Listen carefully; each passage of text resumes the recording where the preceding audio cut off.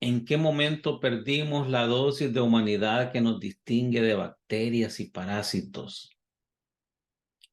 El odio a las pandillas no debe ser justificativo para violentar los derechos de inocentes.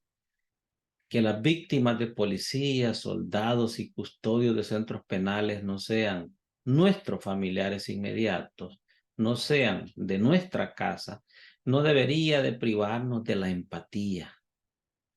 Casos como los de los primos Mason, para quienes no guardo estima personal, pero tampoco comparto que los maten por ser incómodos a los intereses del clan en el poder, son pruebas latentes del uso del aparato estatal para silenciar.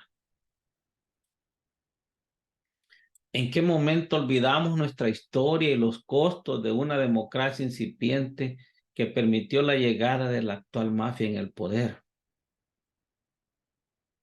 Una guerra civil en donde nos desangramos para comenzar a construir instituciones y reglas del juego político incluyentes, modernas, mejores.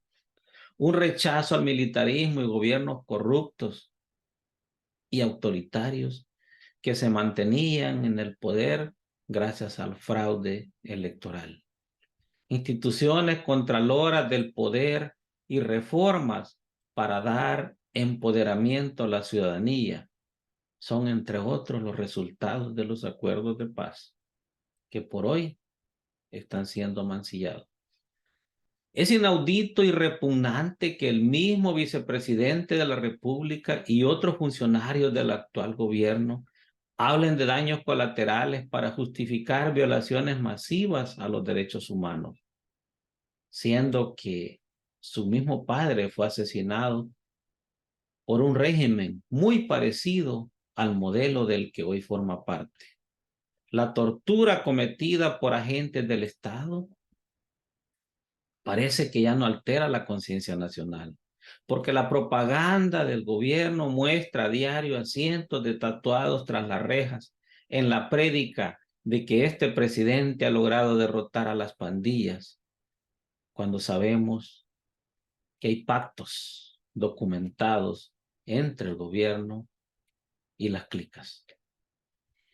¿En qué momento el fanatismo hacia un líder autoritario y falto de transparencia se impone con insultos contra la razón? Vivimos una etapa en la que se volvió una especie de política pública que cualquier idiota insulte al académico, al científico, al experto. Se acepta que si los de antes robaron, ahora les toca robar a estos, cuando debiéramos de oponernos al robo con cero tolerancia.